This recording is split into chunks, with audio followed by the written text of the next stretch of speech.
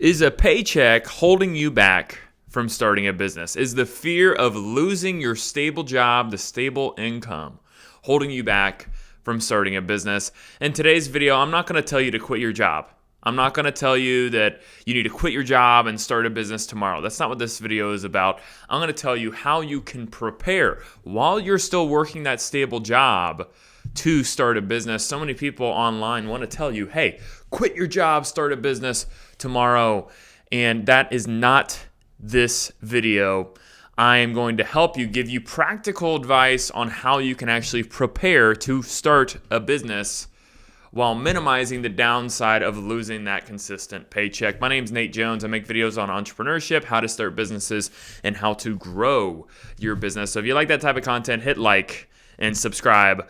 So let's get into this. I understand where you're sitting right now if you're working a stable job and that you have the aspiration to start a business. I started my business. I own an insurance agency. I started it a little over 3 years ago. My wife and I at the time were making over $100,000 to $150,000 both working in corporate America. And we had this crazy idea that we wanted to start our own insurance agency. We worked in the insurance field, so it was very easy for us to do this. But we realized that when we first started talking about it, we actually shot the idea down. We're like, man, it's going to take this much and this much to replace our salary. Like, that's going to be really hard to do. Like, you know what? It just doesn't make sense to do it, right? And then time went on, and that entrepreneur bug kept talking in our ear and kept saying like, hey, the real way to build generational wealth is through owning a business. You're going to be capped at what you can make in corporate America. We were kind of capped out, like maybe we'd get up to $250, but that's really where we were going to be. And, I went through this neighborhood. This guy who worked at the company I was working at invited us through his neighborhood, and he was a retired, super high up executive, and he walked us through this neighborhood, and it was insane how beautiful and how massive the houses was. And he told me, he goes, Nate, the people that live in this neighborhood had to own something. They either had to own a business, own real estate. They had to own something to get in here. Very rarely do people get in here without owning something. And that just clicked in my head. I said, man, I do not want to continue to have this average life. Why can't I become an owner of something? And through that position that I had, I got to meet tons of business owners, and I got to realize that they're all like everybody else. The only difference is they took a shot on themselves. They started a business when other people chose to remain an employee. So at that point, my wife and I decided to make a decision that we're going to start a business, but we wanted to do it the smart way. We said, what's the best way we can ensure our success, to ensure that we're going to be successful at this?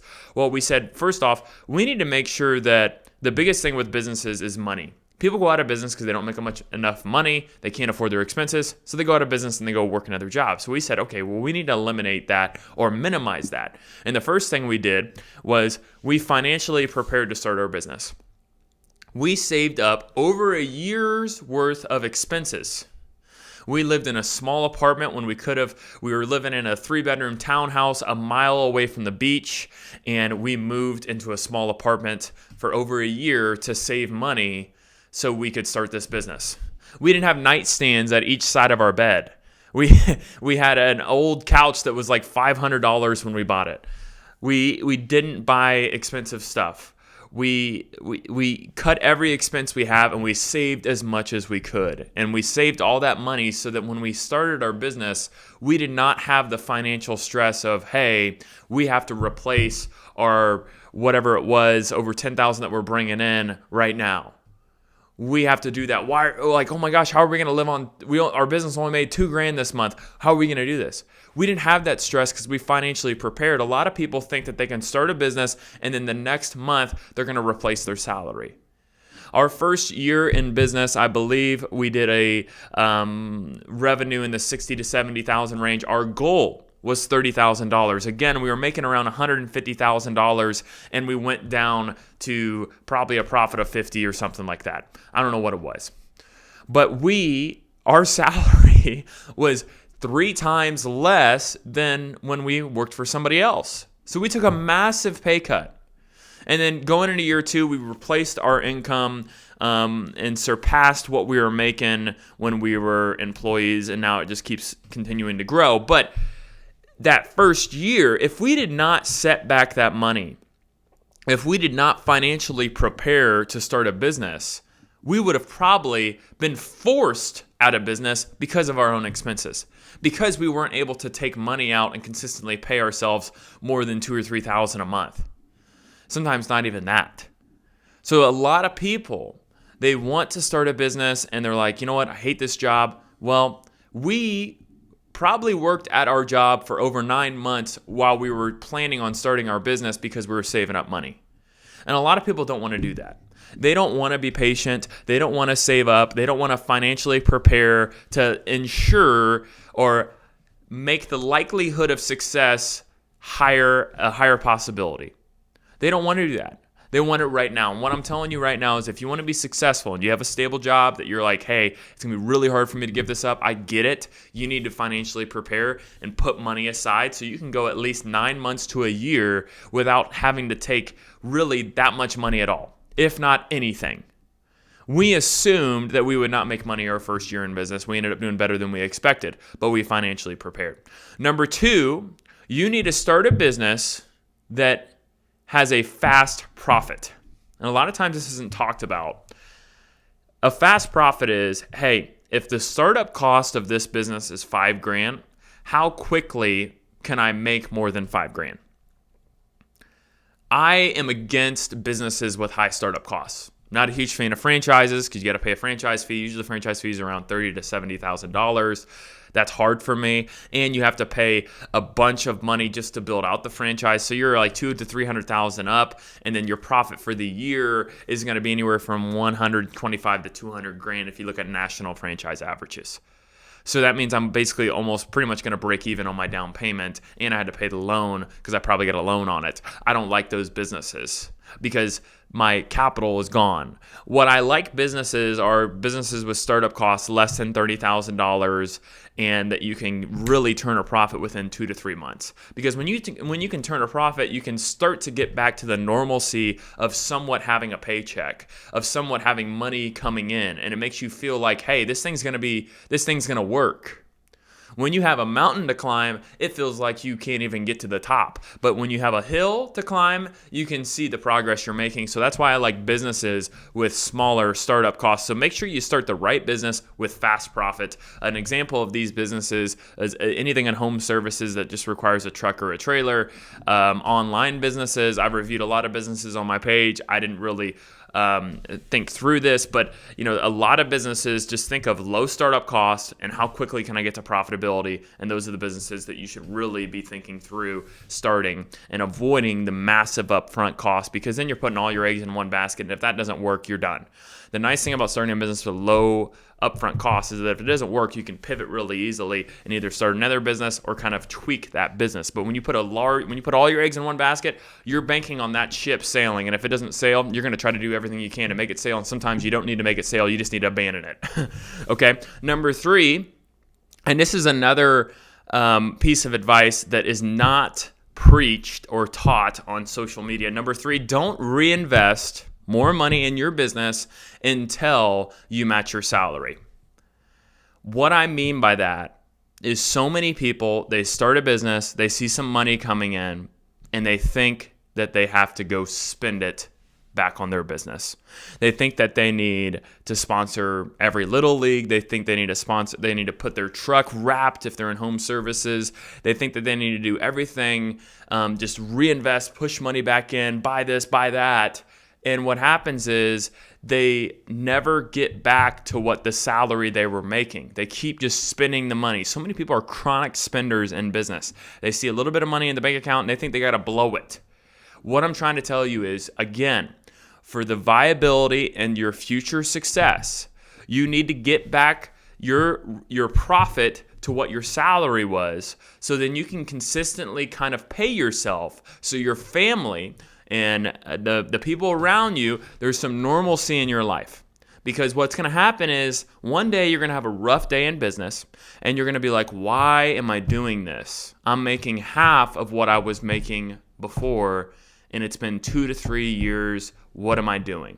Well, usually the case is you're blowing your money when you should have said, I'm going to run this thing a lean, mean machine with little to no expenses as I possibly can until I get and match my salary. Everything above what we're comfortable living at. Maybe the comfortability is $80,000, maybe it's $120,000. If we're comfortable living at $120,000, everything above that, I have discretion to spend because now we're at a point in which, hey, we can live our normal life as we were, but now we're adding the gravy on. Now we can have those expenses that go back into marketing that will fuel sales. Now we can have those expenses to buy better equipment, maybe potentially hire somebody, but we have to get ourselves to a point where we feel comfortable. Because if your business is doing great and it's fantastic, but you're just spending everything and then you're over here starving to death, at some point you're going to throw up your hands. You're going to be like, why? What is going on? And it's because you keep spending money. So I know this isn't a flashy topic. A lot of people don't talk about, hey, don't reinvest in your business till you make your salary back. But it's true. You need to have some money coming in because every year, and this is what I tell people, every year that you don't have that profit is one less year you don't have that money. Let me rephrase that. If I'm making $150 and I start a business and my profit could be $150, but I put it at $180 or $50. So I'm missing out on $100,000. You take that 5 years in a row, that's $500,000 that you missed out on. So that extra money that you're spending on reinvesting back in your business, that money should produce more than $500,000 by the end of your career/business. It should add back $500,000. But what a lot of times happens is it doesn't add back that much. So what we need to do is we need to get to a point where we feel comfortable, where we can still put money into retirement, and then above that, reinvesting back in our business. So many people are saying you should reinvest back everything and blow this thing up. Not every business is meant to be the next Apple or Microsoft. Build your business, be very conservative with your money so that you can continue to live a normal life as you're growing your business. So many people on social media want to preach this massive, just hardship stories of all this. And really, in reality, it's not that. In reality, it's very easy. Hey, let's not blow our expenses in our business. Let's get back to a normalcy of having our profit at a high level. That's business 101. But somewhat, we've gotten misconstrued on this to where we think that we have to invest everything back in the business. No. Make sure you're having a profit. Make sure you're putting money into retirement and build a business that's worth building. But so this is my video today. A paycheck, at some point when you go through these three things, when you financially prepare, when you start a business with fast profit, and then you get your salary and you match it, then you're going to be so happy that you started a business. I always say you'll start a business when the fear of failure, the fear of potentially the potential failure of losing a paycheck, the loss of stability, the fear of never getting that great job that you have right now back, when that fear is less than the fear of regret of not starting that business, that's when you'll start your business. So the fear of regret needs to be more than your fear of loss. And when that happens, that's when people start their business. But I'm just telling you, when that happens, look at these three things. Make sure you prepare to start a business so it increases the likelihood of success in your business. If you like today's video, please hit like and subscribe. Thanks.